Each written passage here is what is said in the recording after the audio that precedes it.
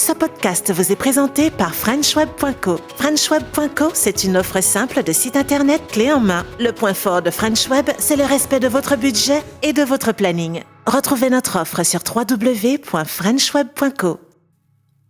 Bonjour et bienvenue sur le nouvel épisode d'Entreprendre à l'étranger. Alors aujourd'hui, on prend la direction de Londres et on fera un crochet par la Thaïlande pour découvrir Noémie. Noémie, bonjour et merci d'être sur mon podcast.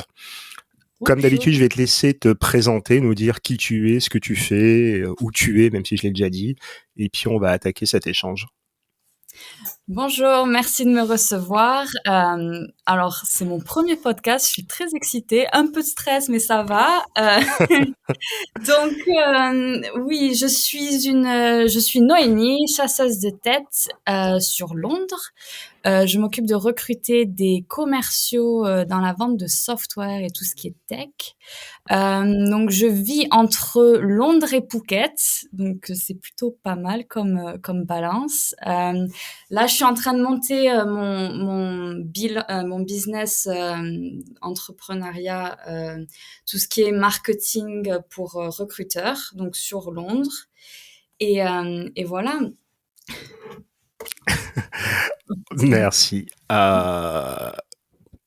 Nous, on s'est rencontrés à travers Jian, l'une des invitées du podcast, où elle nous avait fait découvrir ton parcours, oui, que j'ai adoré, parce qu'on va pas utiliser le thème un peu galvaudé d'atypique. Et là, ce que j'appelle, c'est des parcours complètement délirants. C'est dans un premier temps, c'est quelle est ta formation? Ouf, très bonne question. Je commence où? Oh mon Dieu. Alors, où tu veux. On va aller au début, je pense que c'est le meilleur. Moi, personnellement, j'ai un CAP pâtissier, donc rien à voir avec ce que je fais actuellement. Quand j'ai fini le lycée, je suis partie à la fac pour étudier l'histoire de l'art. Et comment te dire que après 3 mois assis sur le banc à Bordeaux, Université Montaigne, je m'ennuyais un peu, je vais pas mentir. C'est-à-dire que pour faire quelque chose dans cette industrie, je savais que j'en avais à peu près pour 5 ans d'études et j'avais pas forcément énormément d'argent. J'avais quelques soucis de famille et tout, et donc je me suis dit, c'est quoi ma meilleure option ici? Rester assis sur ce banc, étudier, c'est long. Ou est-ce que je me lance et je vais juste bosser? Et donc, je suis partie bosser en pâtisserie, donc à la vente.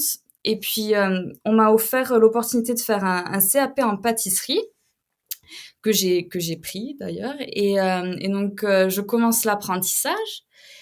Et ça me plaît beaucoup l'idée de j'apprends, mais en même temps je me fais de l'argent.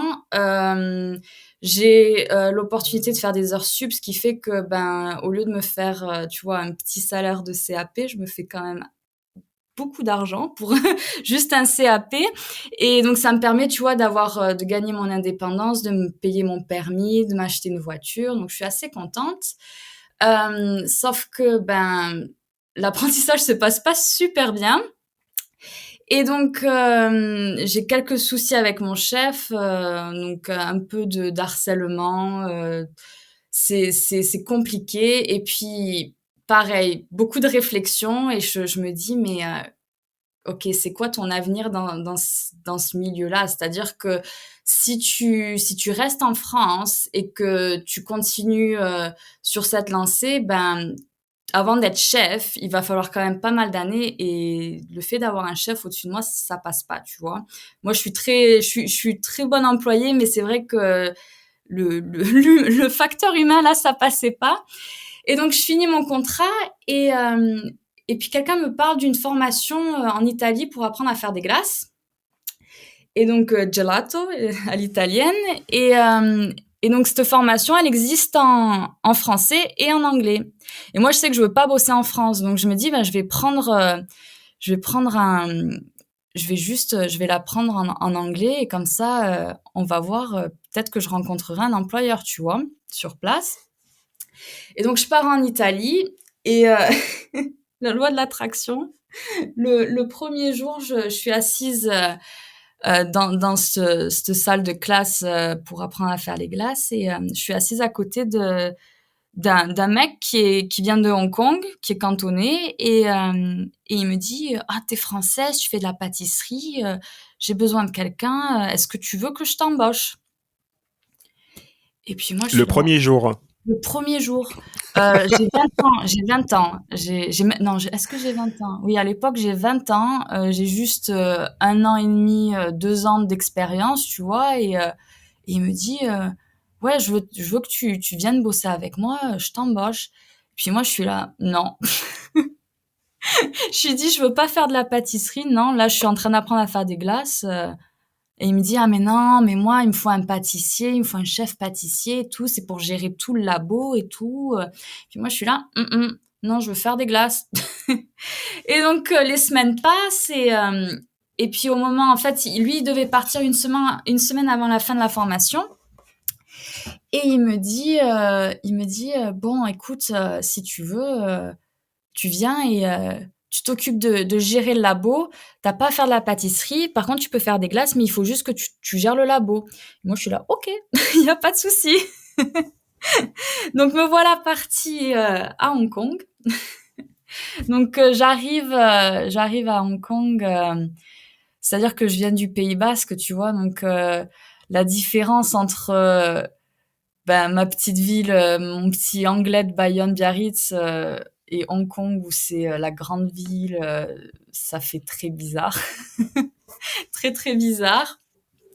Mais Euh, je me permets de te couper quand oui, tu dis bizarre, c'est quoi? C'est l'aspect culturel, la manière de bosser, ou c'est vraiment, comment dire, c'est deux mondes qui s'opposent entre la petite ville c'est du sud-ouest. vraiment qui s'oppose, c'est complètement. C'est-à-dire que pour moi, tu vois, juste aller sur Paris, c'est à l'époque, c'était, tu sais, le rêve d'adolescente la grande ville et tout. Donc moi, vraiment, je viens du Pays Basque où, tu vois, il y a 10 ans de ça, on n'avait pas de H&M, tu vois, au Pays Basque. Quand j'ai grandi, il n'y avait pas de la Fnac ou des trucs comme ça, tu vois, c'est arrivé plus tard. Donc c'est vrai que quand j'arrive à Hong Kong, t'as tout. T'as tout sur place. T'as des magasins Chanel partout. T'as du Dior, tu vois. C'est-à-dire que c'est pas quelque chose que j'ai l'habitude de voir là d'où je viens, tu vois. Et ensuite, culturellement aussi, c'est très, très différent. La boîte où je bosse, je suis la seule étrangère.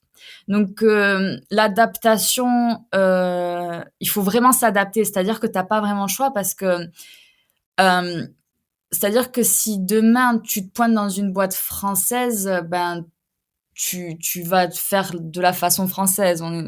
Que là, je me pointe dans une boîte où c'est que des cantonais, ben il faut que je m'adapte à leur façon de voir les choses. Et en plus de ça, c'est que eux, ils me voient comme une petite française, mais de leur perspective. C'est-à-dire que l'image qu'ils ont de la France est différente de l'image que j'ai moi de la France en étant française. Donc pour eux, c'est-à-dire pourquoi elle a pas un béret, une baguette sous le bras, tu vois, quand elle arrive.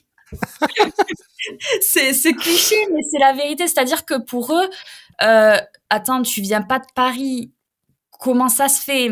Alors je suis là, oui, alors il n'y a pas qu'une ville en France et derrière, tout autour c'est une forêt, tu sais. Tu sais, j'ai rien contre les Parisiens, mais tu sais, le Paris et la province. Et la province, ça englobe tout, tu vois. Ben là, c'est un peu la Ouais, même. comment dire pour eux, la province commence au périph'. C'est exactement ça. Donc là, on a un choc de culture, tu vois, dans leur tête. Ils sont là, waouh, attends, euh, elle a pas trop l'air française. Alors si, j'ai l'air française. Si tu me vois d'un point de vue français, j'ai l'air française, mais de leur point de vue, j'ai pas l'air française du tout, tu vois. J'ai pas la baguette, j'ai pas le béret, j'ai pas la marinière. Et ensuite, ça se voit, ça se retranscrit sur le travail, c'est-à-dire que euh, ils vont me dire ah, on fait des pâtisseries françaises.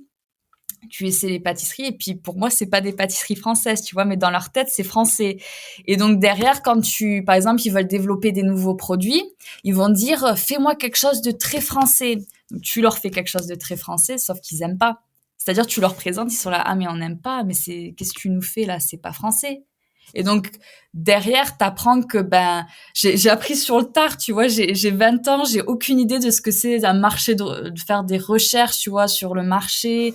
Donc, me voilà en aventure dans Hong Kong à essayer toutes les pâtisseries.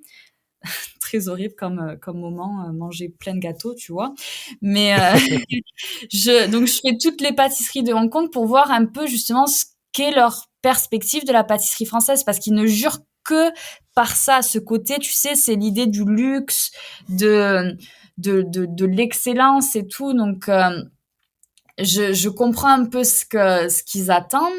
Donc c'est vrai que ça c'était un choc quand même, parce que pour moi, dans ma tête, je me suis dit bon, je vais leur faire des trucs français, ça va marcher. Puis quand tu leur fais les basiques français, ils sont là, ah mais c'est pas français.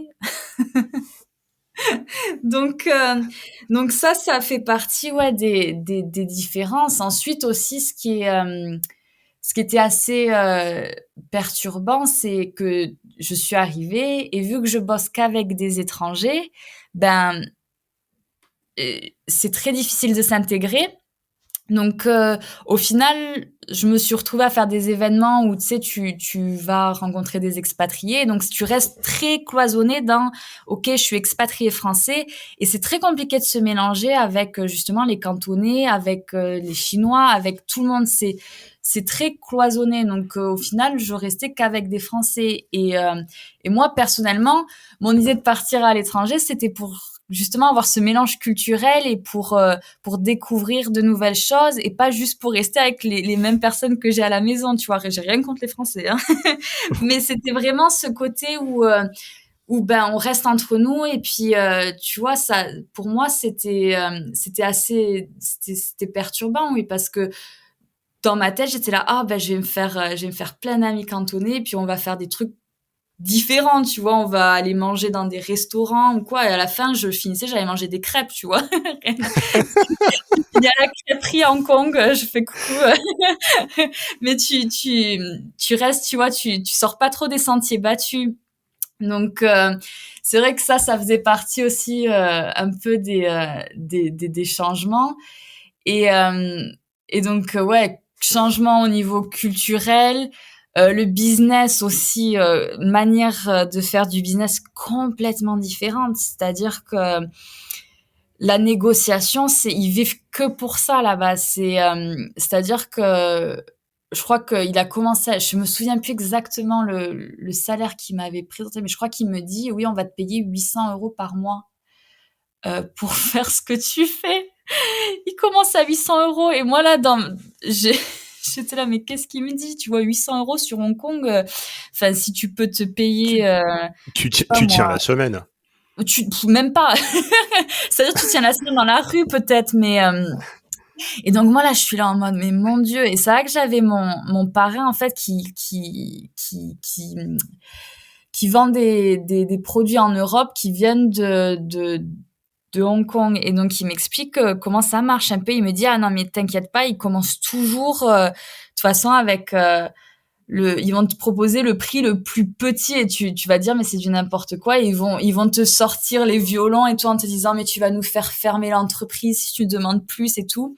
Je te jure que quand j'ai commencé à négocier, il m'a dit, ah mais si je te paye comme ça, je vais devoir fermer les magasins et tout. Comment je vais faire? Je pourrais que te payer à toi-même. Et j'étais là, mais tu veux un mouchoir limite ou quoi?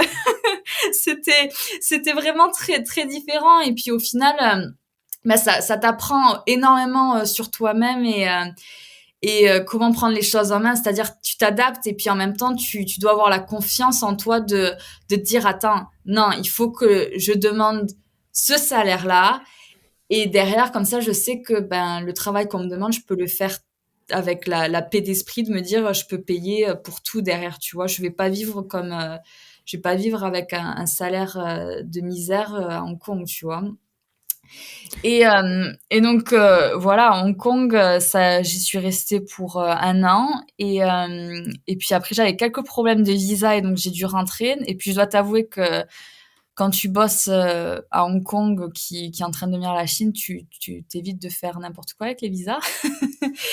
Tu peux pas vraiment te permettre, tu dois vraiment écouter tout ce qu'ils te disent. Et donc, je suis rentrée en France et puis, j'ai pris un petit boulot en boulangerie et puis je savais pas trop ce que je voulais faire. Là, on est à quelle période?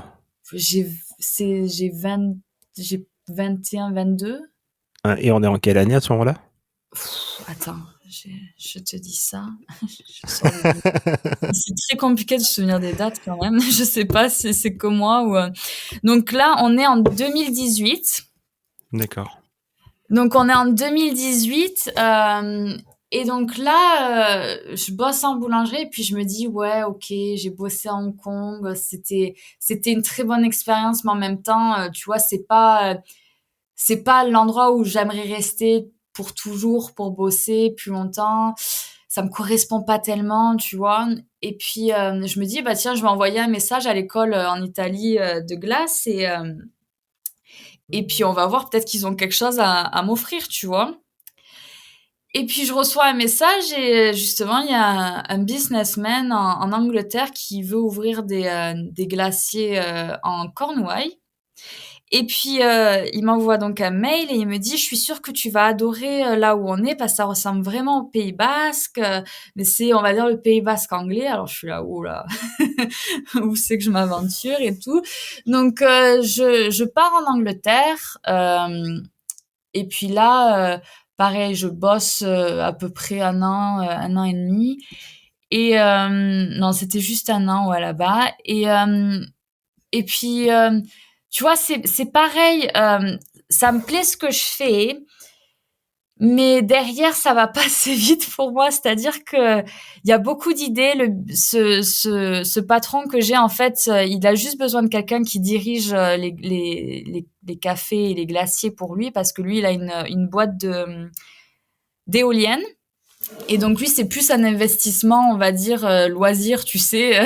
J'ai fait pas mal d'argent, maintenant j'ai envie de manger des bonnes glaces, ben je vais ouvrir des glaciers autour de chez moi. Et sauf que ben il a pas d'expérience dans le monde de tout ce qui est food and beverage, de tout ce qui est la nourriture, les cafés, la cuisine. Et je me retrouve avec quelqu'un qui n'arrive pas vraiment à prendre de décision, c'est-à-dire sur des choses. On veut ouvrir un glacier. On fait tout ce qui est les plans des cuisines et tout. Et puis toutes les 2 semaines, on refait les plans parce qu'ils n'arrivent pas à prendre de décision. Sauf que c'est au bout d'un mois, ok, on n'arrive pas à faire les plans. 2 mois, 3 mois, 6 mois. Au bout de 6 mois, je me dis attends, si ça n'a pas changé, si on n'a pas pris de décision dans les derniers mois, c'est que ça va jamais arriver en fait. Et donc là, j'arrive à un moment où je me dis, c'est soit moi j'avance dans ma carrière, soit je reste là et puis on reste dans cette toupie où tu sais on fait rien, on patauge un peu, on fait des glaces et puis on veut développer mais en même temps on prend pas de décision. Et donc ben je pars. Et puis je me dis ben écoute, je vais monter ma propre boîte de formation pour glaciers. C'est-à-dire que moi, ça fait 2 fois que je m'occupe de monter des glaciers pour des gens, que il y a beaucoup de choses que tu peux faire en ligne, en fait. Et je me dis, ben, je pourrais faire de l'assistance comme ça pour ben, des businessmen qui voudraient justement ouvrir un glacier quelque part dans le monde. Et puis, je les aide à faire la recherche de marché, business plan, les ingrédients, les procédures. Et puis, donc, je me dis, bah, je vais monter ça en France, je ferai ça depuis ma chambre. Et puis dans le pire des cas, je prendrai, dès que je commence à faire un peu d'argent, je prendrai mon propre appart et tout. Et puis en même temps, c'est vrai que j'ai bossé pas mal en Angleterre. Je suis fatiguée. J'étais très stressée en Angleterre. Et puis je me dis, je vais prendre juste un mois de vacances en Thaïlande. Et puis j'avais pris pas mal de poids. Je me dis, je vais aller m'entraîner en Thaïlande. Et puis, j'arrive en Thaïlande. Et puis, au bout de 2 jours, je suis là, je veux rester. C'est-à-dire que la vie, il fait beau tous les jours, hein.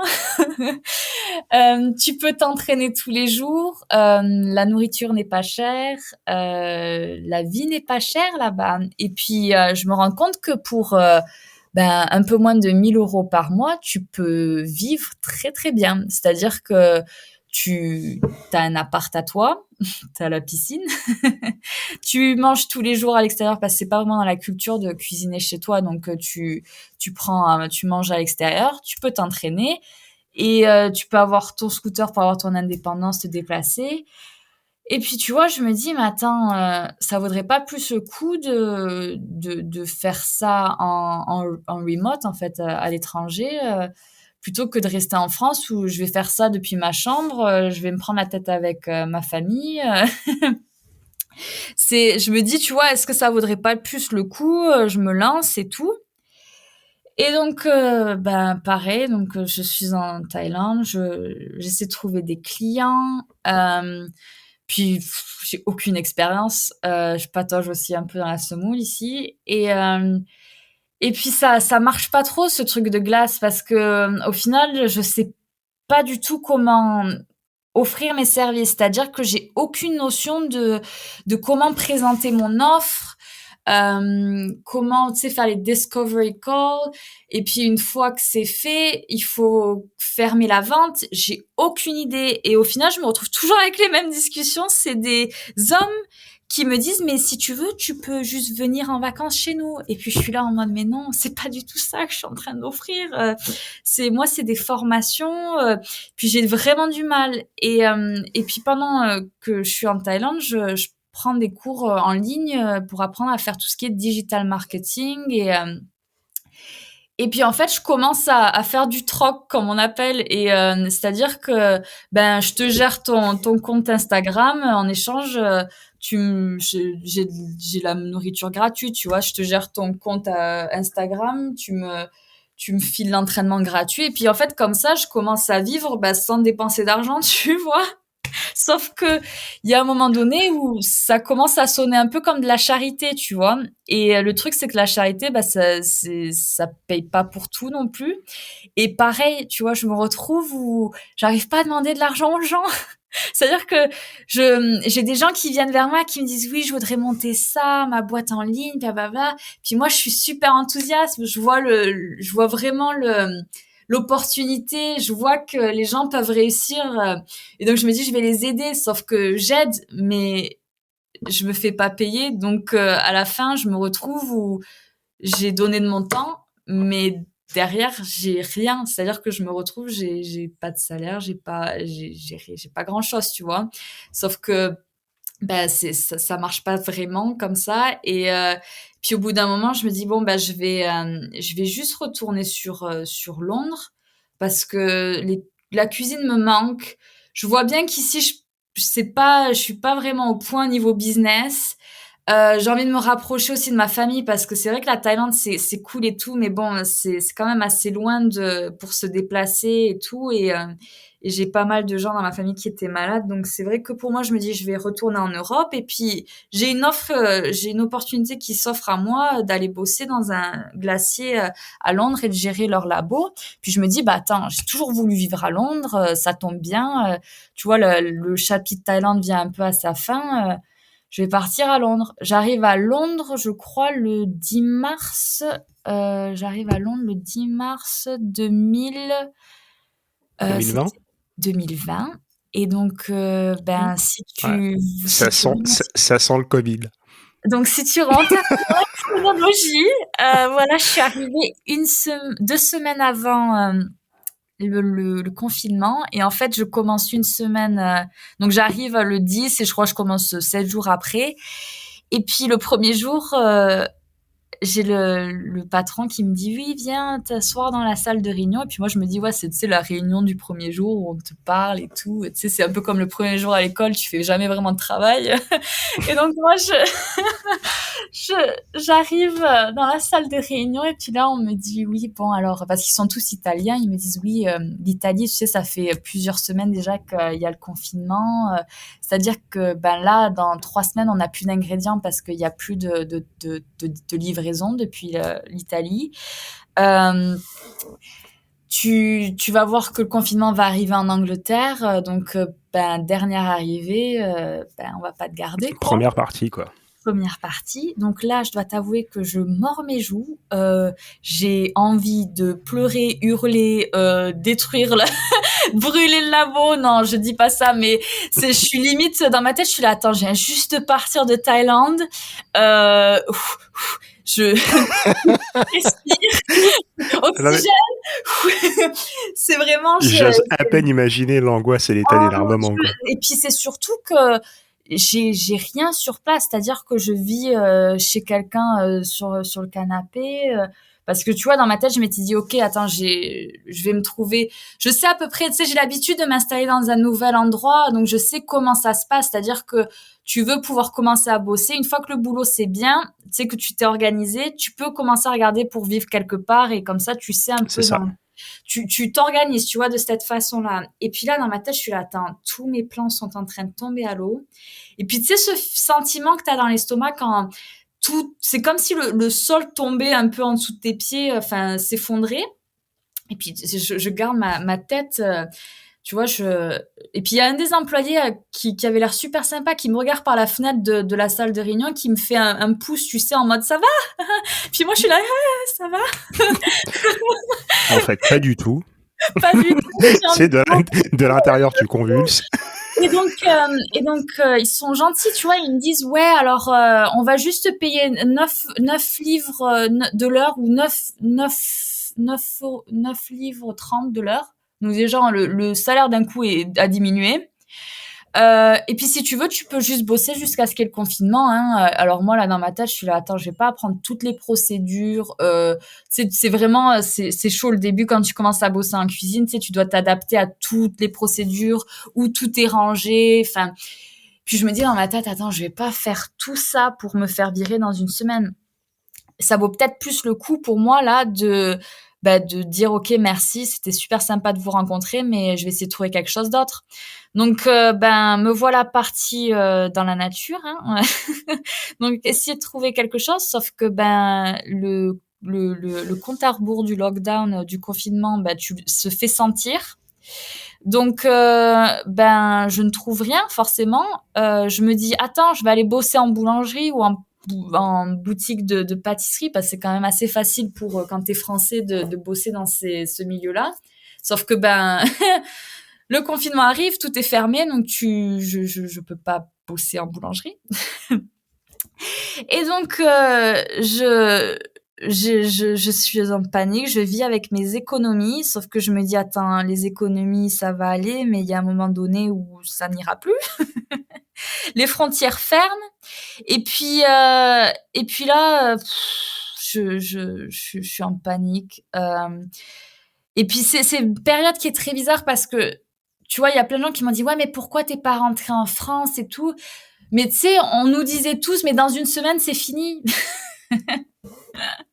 Ça a duré pendant 2 ans, tu vois. Donc dans une semaine ce sera fini. Donc chaque semaine tu dis ouais attends, je vais trouver un boulot la semaine prochaine et puis non et puis non et puis non et puis j'ai un pote qui me dit si tu veux tu commences à faire de chasseuse de tête avec moi et tout, tu bosses en freelance et puis tu fais il m'explique rapidement comment ça marche sur LinkedIn et tout. Et puis ça me plaît bien, tu vois, je m'en sors plutôt pas mal. Enfin, j'ai oublié de dire, j'ai une formation en web design et donc je comprends tout ce qui est mots-clés et tout, comment faire les recherches et tout plutôt rapidement, ça a du sens, tu vois, tout ce qui est SEO, ça prend tout son sens d'un coup. Donc je commence à faire ça, sauf que là, les clients pour qui on bosse, ils te disent qu'ils recrutent. mais c'est la crise, donc ben tout le monde dit qu'ils recrutent parce que ça fait bien sur on va dire les comptes, tu vois, pour dire à tes investisseurs oui oui tout va bien dans la boîte, sauf que ben non, c'est pas le cas. Donc ben je bosse gratuitement pendant 6 mois, un peu plus de 6 mois. Euh, et puis finalement j'arrive au bout de 6 mois, je crois, je fais on a réussi à recruter quelques personnes. J'arrive à faire un peu d'argent. Et puis, je crois que c'était aux alentours de la période de Noël où ils ont commencé à relaxer un peu tout ce qui était le confinement et tout. Et puis, donc, dans ma tête, je suis là, yeah! J'arrive à faire de l'argent. Ça repart, tu vois. Je me dis, c'est de l'argent plutôt pas mal. Enfin, comparé à la pâtisserie glacier, c'est-à-dire que je fais plus d'argent et c'est moins fatigant. Donc, je suis assez contente. Sauf que, ben, quelques semaines après, confinement à nouveau. Donc là, j'abandonne. Je dois avouer que pendant 2 semaines, je crois que j'étais un peu en dépression. Et puis après les 2 semaines, je me suis dit bon, ça suffit. C'est soit tu restes en dépression et puis merci, au revoir, tu sais. Soit tu reprends les choses en main et tu essaies de faire quelque chose d'autre, tu vois, pour faire de l'argent. Donc là, tu réfléchis, réfléchis, réfléchis. Et puis je me dis, tu sais quoi, je vais commencer à vendre des trucs sur Amazon. Donc j'étudie, je fais marcher les recherches et tout. Et puis je comprends qu'en fait, il t'explique qu'il faut pas vendre ce que toi t'as envie de vendre, mais c'est plutôt ce que les gens cherchent à acheter. Donc je tombe sur une niche qui est les plateaux de thé pour servir le thé. Donc apparemment les Anglais veulent énormément de plateaux pour servir le thé. Et donc je commence à contacter des boîtes en Chine et tout pour faire venir les produits. Et puis en fait, ben c'est le Brexit. Et avec le Brexit, ben il y a il y a les frontières qui sont dans tous les sens. C'est-à-dire que quand le Brexit est arrivé, ils ont oublié que quand tu fermes les frontières, en fait, il faut avoir les douanes et il faut passer les produits. Tu sais, il faut tout noter. Ils avaient oublié qu'il faut faire toute la paperasse. Donc, il y a eu pendant des semaines des retards. On n'avait plus d'eau dans le pays. Enfin, c'était du n'importe quoi. Donc, je dois t'avouer que le timing là pour commencer à vendre des produits qui viennent de Chine, c'est pas le meilleur timing, tu vois. Donc, ça tombe à l'eau. J'ai essayé, mais ça tombe à l'eau. Et donc là, bah pareil, je suis en mode oh mon Dieu, mais qu'est-ce que je vais faire de ma vie? Qu'est-ce que je fais? Qu'est-ce que je fais? Et puis je me dis bah attends, je parle français, je parle anglais, je vais donner des cours en ligne.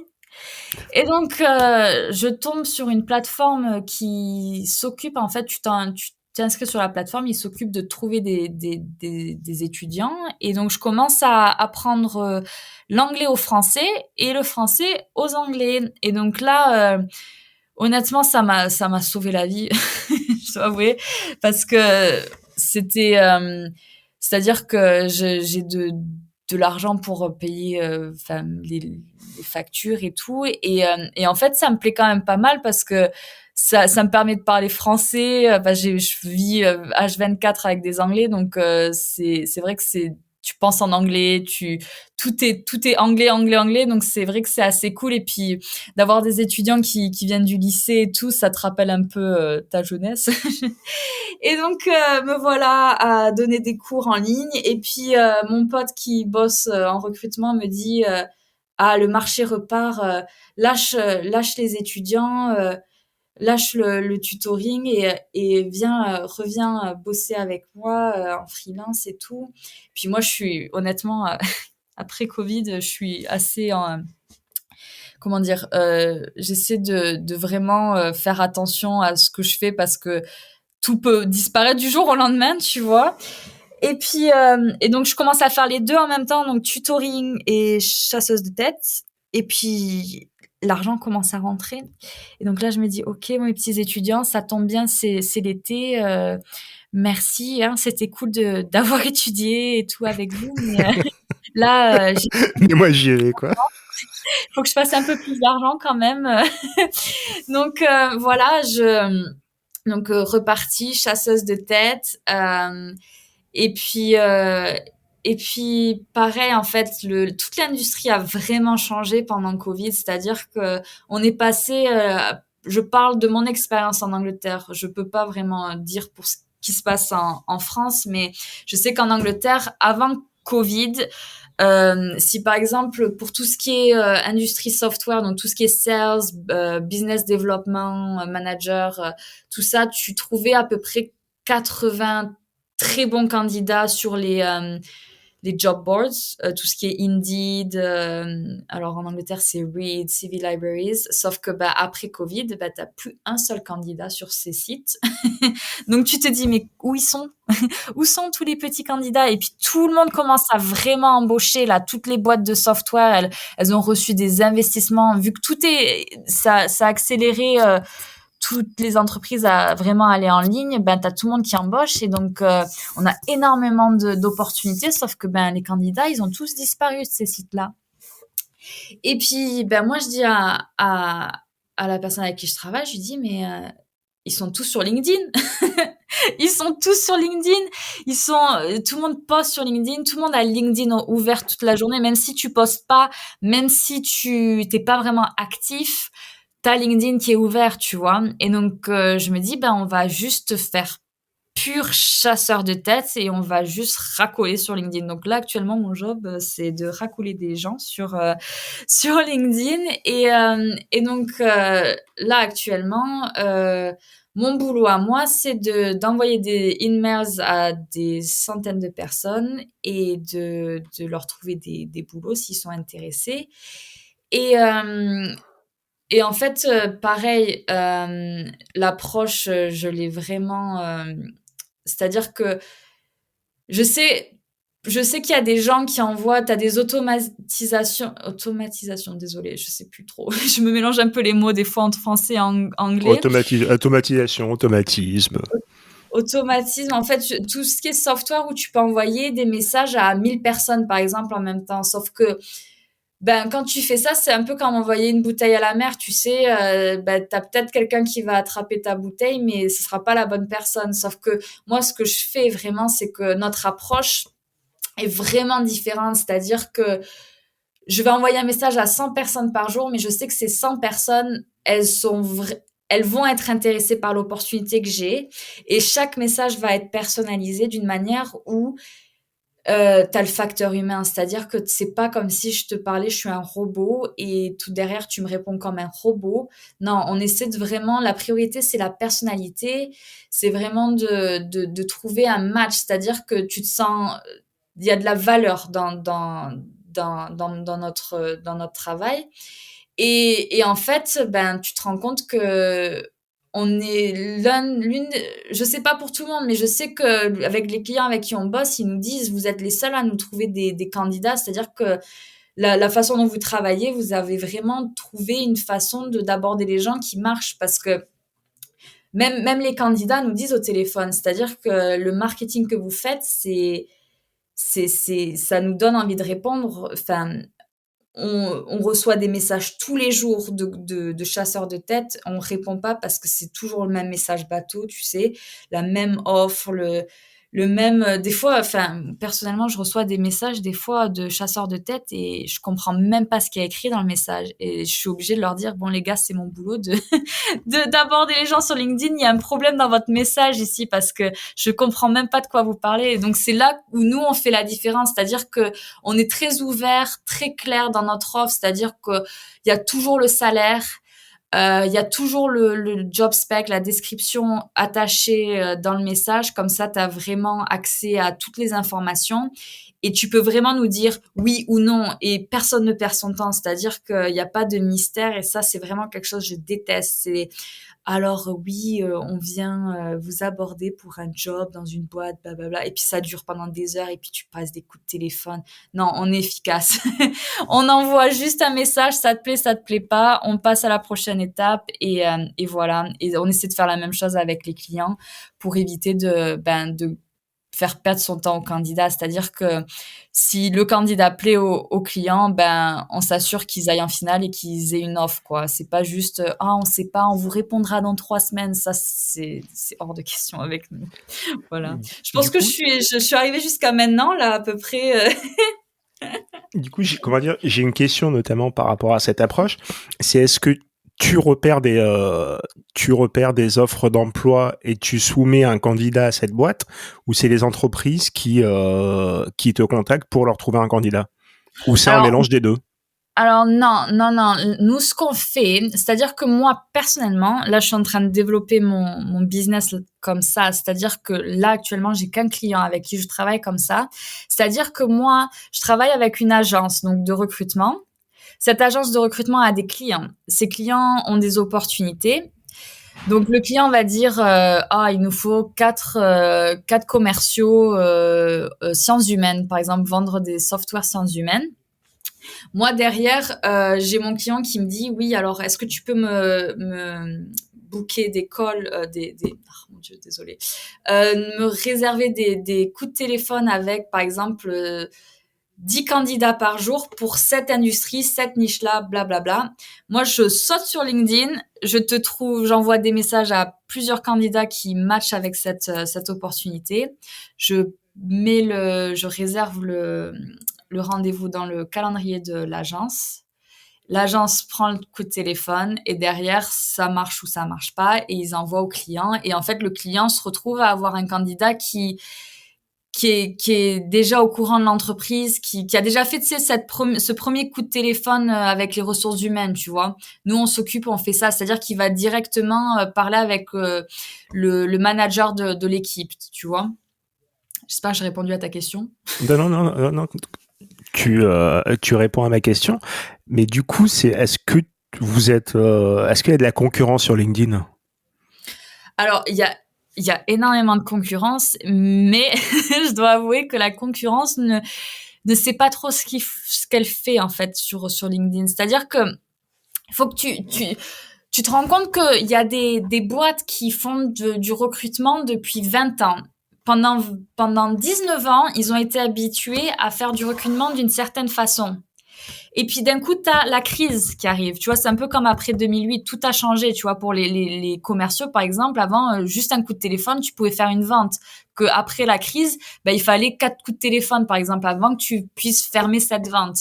Là, c'est pareil. C'est-à-dire que avant Covid, en Angleterre, c'était plutôt facile de trouver des candidats et derrière de les faire embaucher, tu vois. Qu'aujourd'hui, il faut penser en dehors de la boîte, tu vois.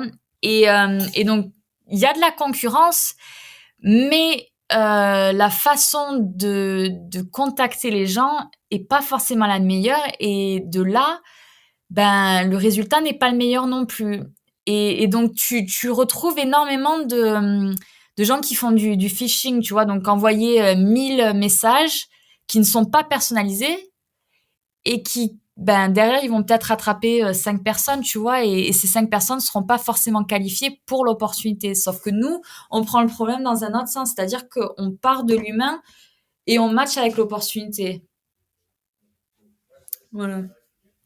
Je comprends. Je comprends mieux parce que après c'est vrai que des fois tu reçois des mails, tu reçois des messages sur LinkedIn et tu sens pertinemment en fait c'est adressé à tout le monde et à personne. Des fois t'es pas dans la cible. Comment dire, je reçois des offres de job sur LinkedIn alors que à aucun moment je communique là-dessus parce qu'à un moment donné c'est soit mon profil est passé entre les mains de je ne sais qui ou je ne sais où et tu prêtes. Comment dire, c'est tu prêtes. Personnellement, je prête pas de crédit à une boîte qui me contacte pour m'offrir un job sur LinkedIn aujourd'hui. Ouais.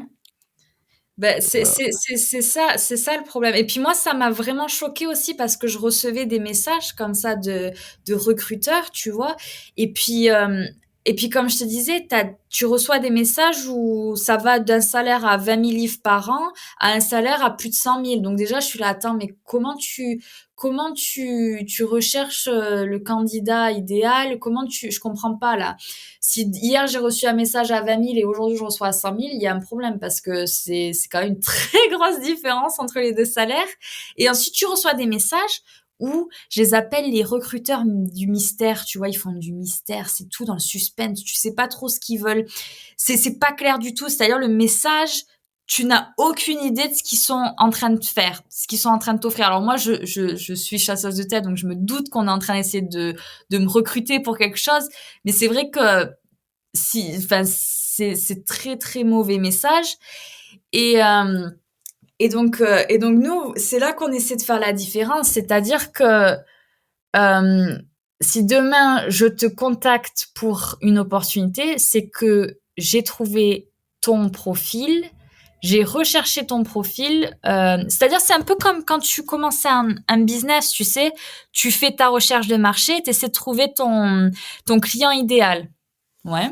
Tu essaies de trouver ton client idéal. Ben là, c'est pareil. Tu as ton opportunité, tu essaies de trouver le candidat idéal. Et de là, ben, tu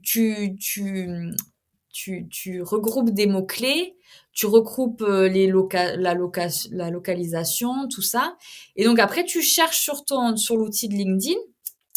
Et puis, ben, je regarde beaucoup de profils. Je vais pas mentir, je crois que je regarde à peu près 1000 profils par jour. Je lis tous les profils. Et de là, je crée mes listes et derrière, j'envoie un message qui est personnalisé.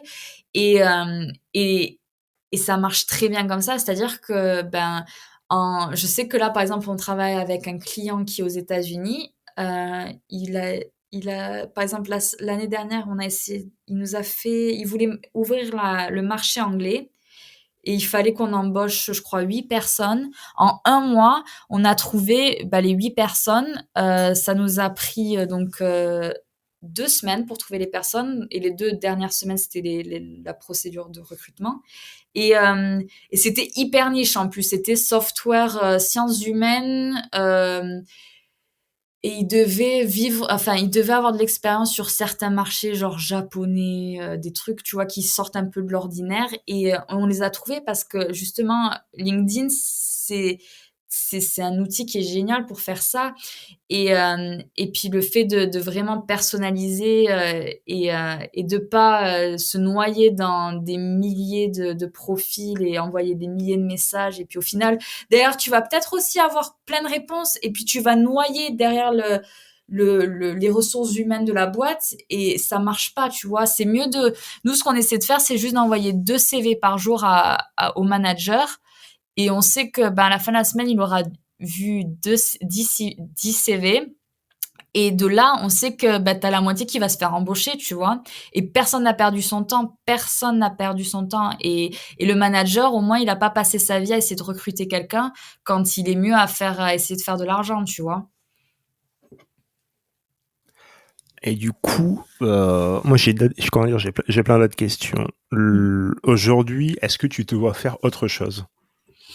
Alors aujourd'hui, moi ce que j'essaie de faire, c'est que là actuellement, je bossais qu'avec une seule personne, donc j'aimerais pouvoir développer ça avec plus d'entreprises, c'est-à-dire offrir mes services vraiment de chasseuse de tête, c'est-à-dire que moi, je suis l'expert sur LinkedIn.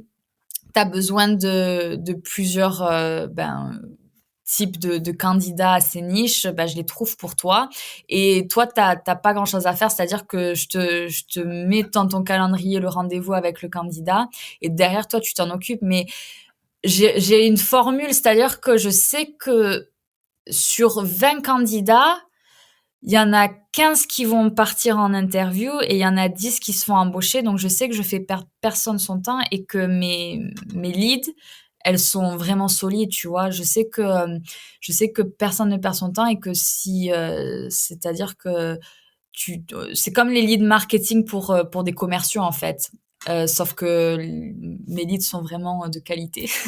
Je sais que t'as pas mal d'outils aujourd'hui de marketing pour trouver des leads qui sont pas forcément super bonnes, mais les miennes sont plutôt pas mal. J'ai des très bons résultats. Et ensuite, j'essaie aussi de développer tout ce qui est marketing pour recruteurs parce que je dois avouer que ça me fait vraiment mal des fois quand je vois les offres d'emploi de certaines personnes. Enfin, même je parle vraiment en Angleterre où tu vois, t'as des nouvelles startups, hype growth et tout, où tu vois, on te dit oui, c'est une opportunité super excitante. Tu peux avoir des parts dans la boîte, t'as les vacances illimitées et tout. Et puis, t'envoies le job spec et puis tu reçois et c'est un mauvais document Word, tu vois. C'est horrible. Et puis moi, je suis là, non, mais attends, il faut vraiment enrober ça, il faut vraiment donner une expérience digitale en fait pour un futur candidat. C'est-à-dire que toi, quand tu t'offres une opportunité, il faut pas dire que tout le monde va vouloir l'avoir cette opportunité. Il faut aussi se vendre de ce côté-là.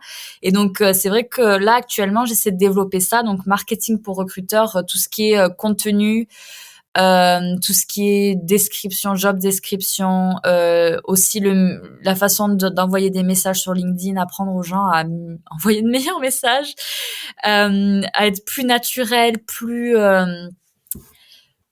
naturel, ouais, plus humain et aussi, comme je disais, c'est pas comme si quelqu'un t'envoyait son CV. Là, t'es sur le profil de quelqu'un qui ne cherche pas forcément un boulot. Donc, il faut pouvoir aussi créer un rapport avec cette personne. C'est-à-dire il faut leur parler comme quand tu prends un coup de téléphone, tu vois, t'es pas là en mode, je te donne ton pitch et puis voilà, je te vomis le pitch dessus et puis tu fais quelque chose avec. Non, c'est bonjour, comment ça va et tout, tu commences une discussion. Ben là, c'est pareil avec le message.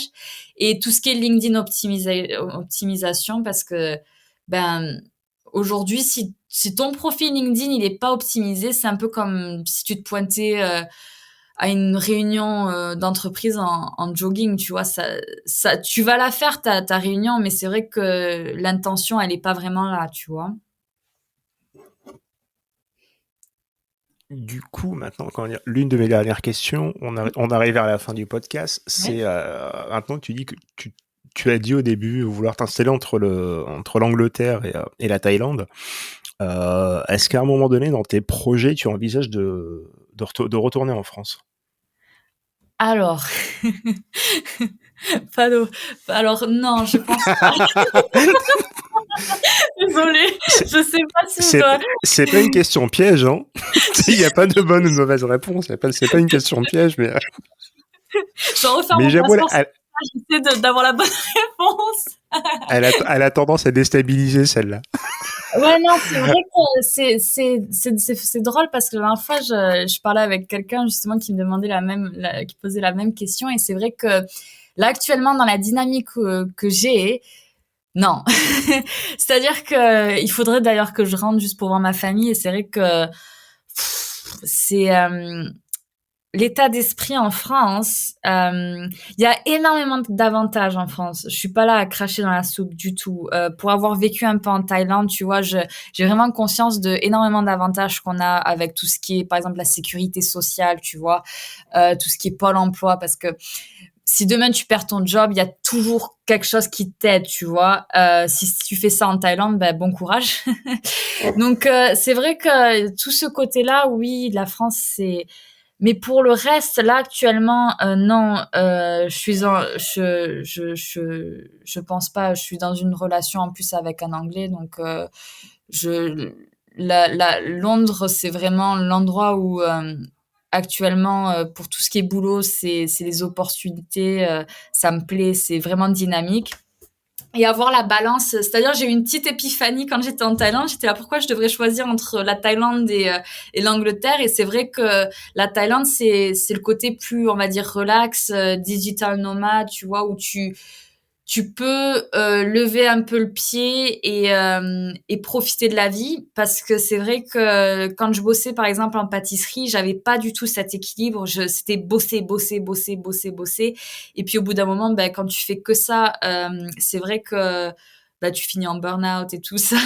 Donc c'est vrai que là j'ai la bonne balance où je vais essayer d'aller en Thaïlande à peu près 3 fois par an et comme ça en fait ben je peux vraiment profiter des opportunités, de tout ce qui est excitement de la grande ville de Londres.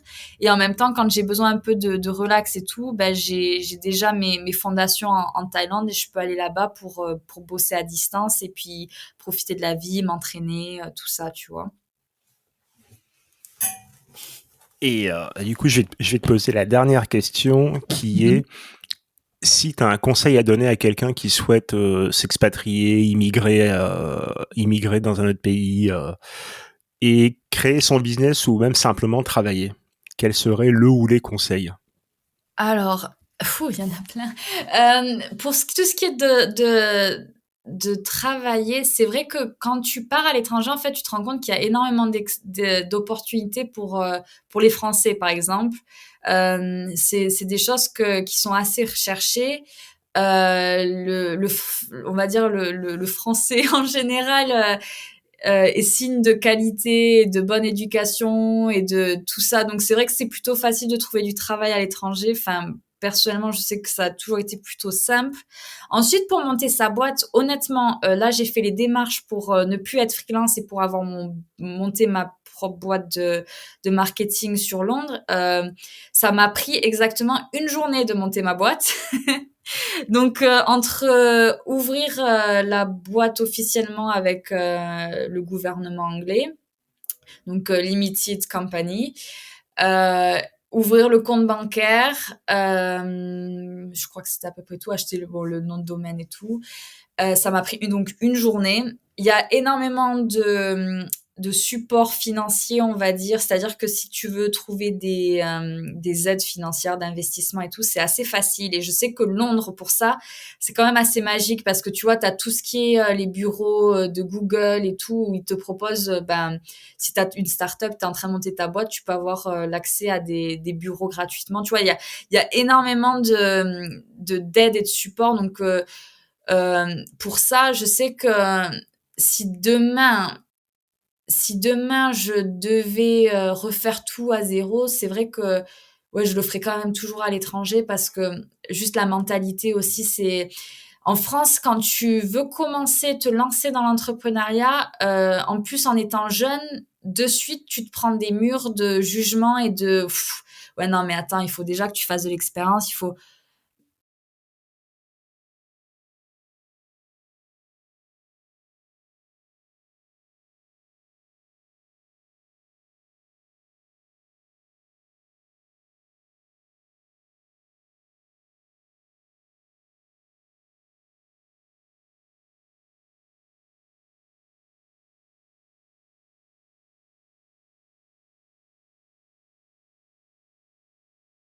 Après, un conseil que je peux donner, c'est que il faut faire attention à l'idée qu'on a dans la tête de l'étranger et la réalité, parce que c'est vrai que je connais pas mal de gens qui se sont dit, ah, je vais m'installer par exemple au Costa Rica, et puis ils sont jamais allés auparavant. Et puis au bout de 2 mois, tu vois, c'est ah, il faut rentrer et tout. Quand on part à l'étranger, j'ai calculé à peu près, ça prend 3 mois de se créer un réseau de social, on va dire, de personnes avec qui tu peux sortir, boire un café, tu vois. Et c'est vrai que ça, c'est des choses, tu vois, que tu apprends vraiment sur le tard. Où je sais, quand je suis arrivée à Hong Kong, les 3 premiers mois, j'étais vraiment très seule. Et ça va que je suis fille unique, donc j'ai l'habitude, ça, c'était pas non plus la mort. Mais je sais que pour certaines personnes, c'est très difficile. C'est très difficile de pas avoir accès au fromage, par exemple, tu vois, des trucs comme ça. Mais il faut arriver à vraiment relativiser et puis aussi se rendre compte qu'il y a des choses, tu vois, au début, par exemple, pour moi, c'était vraiment le fromage. J'avais du mal de vivre sans du fromage. Et puis quand je suis arrivée en Thaïlande, il y a vraiment pas de fromage, tu vois, ou alors ça coûte une blende. Et puis c'est vraiment pas le meilleur fromage du monde. Et c'est vrai que aujourd'hui, je peux survivre sans fromage, c'est juste l'habitude et puis, enfin, à choisir entre du fromage ou les opportunités professionnelles et le développement personnel, je prends ça, tu vois.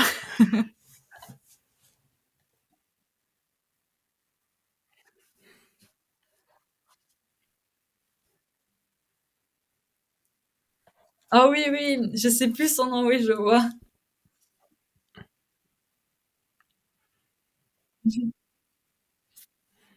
Ouais,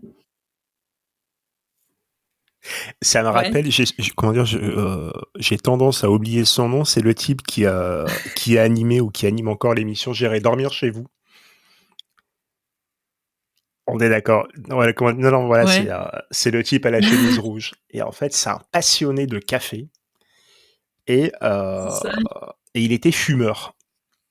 Et en fait, il a compris la c'est ça, frustration qui c'est était de ne exactement. pas avoir ses cigarettes. Et ben en fait, il rentre, et lorsqu'à un moment donné, entre deux émissions, il rentre en France, il décide d'arrêter de fumer du jour au lendemain.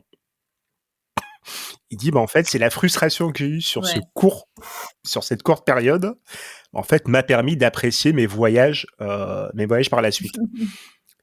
Et pour le café, c'est pareil. Ouais. Autant il fait le tour du monde, donc il peut déguster des cafés exceptionnels, mais se rendre compte qu'à un moment donné, il fallait arrêter le café, parce qu'il y a dans des pays, le café, je sais que moi, au niveau de la nourriture, en Angleterre, j'ai beaucoup de mal. Et maintenant, ça va mieux, profite mais d'un c'est vrai séjour qu'au en début, France où il dit, mais pas quasiment, du tout c'est la il boit même des litres et culture des que nous litres de sur tout café, ce qui est en se la disant, bah, nourriture. c'est la dernière fois que je bois un café. J'ai eu des débats sur les baked beans, Et ça sort d'une boîte de il le dit dans conserve son et ils te TEDx, c'est disent qu'en fait, il a ah mais non, arrêté ils la ont pas été cigarette et il a arrêté le cuisinés café. bien là. Et je suis là, mais ça sort d'une boîte de conserve, qu'est-ce que tu me parles de qualité, de façon de cuisiner, tu vois.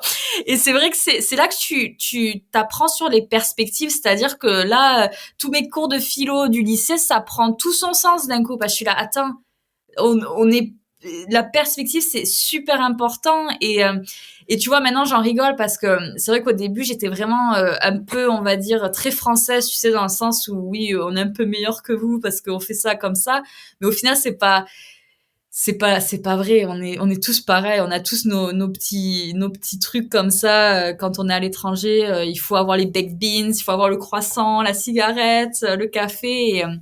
Mais au final, le plus important, c'est vraiment, est-ce que je me sens bien dans ce que je fais? Est-ce que j'ai l'opportunité de développer, d'explorer mon potentiel, tu vois? Pas juste rester coincé à manger du fromage, c'est juste un exemple, mais c'est vrai que si j'étais rentrée en France juste pour le fromage, ça aurait été triste quand même. Oui. Non, non. Après, il y a quand même pas mal d'épiceries et tout. Enfin, je sais qu'il y a énormément de Français aux alentours ici, donc c'est pas. Mais c'est vrai que j'en ai plus vraiment l'envie. J'ai même plus.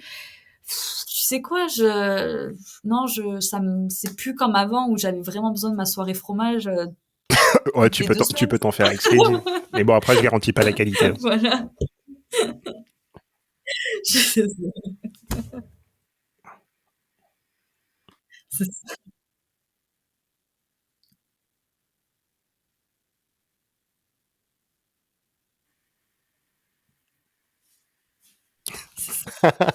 C'est ça. Ouais, ouais. Ça me surprend pas. Non, mais après, comment dire, je pense qu'on a toutes nos petites habitudes, hein.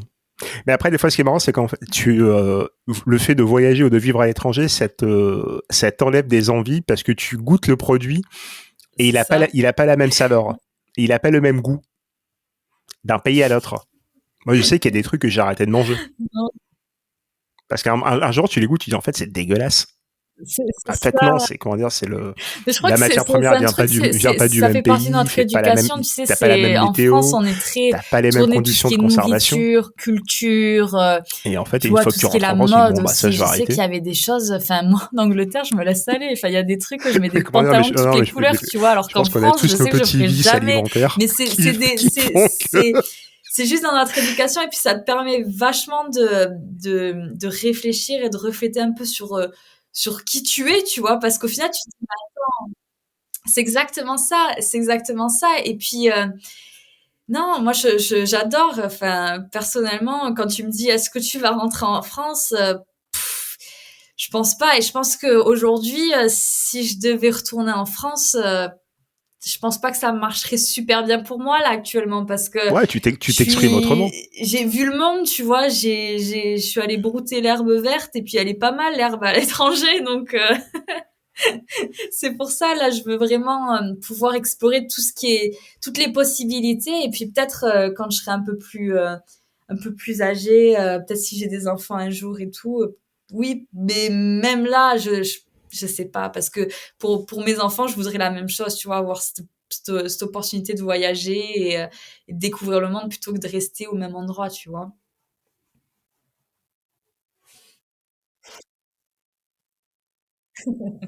Merci.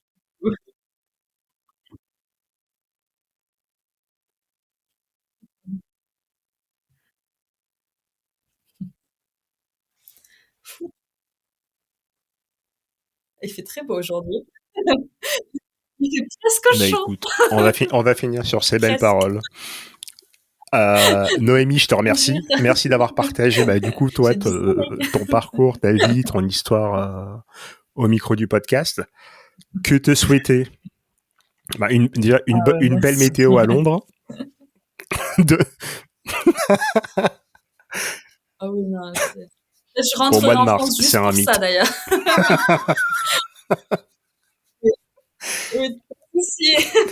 Non, Génial. écoute, je te Merci remercie beaucoup pour l'opportunité, profondément. vraiment. Comme je disais, c'était mon Du coup, premier merci à podcast, JN pour donc la mise en relation, c'était une super expérience, qui honnêtement. devrait écouter C'est génial de ce pouvoir. podcast, et si elle ne le fait pas, on lui enverra par email. Mais quand tu veux, on se donne rendez-vous à Paris, et puis on va lui livrer.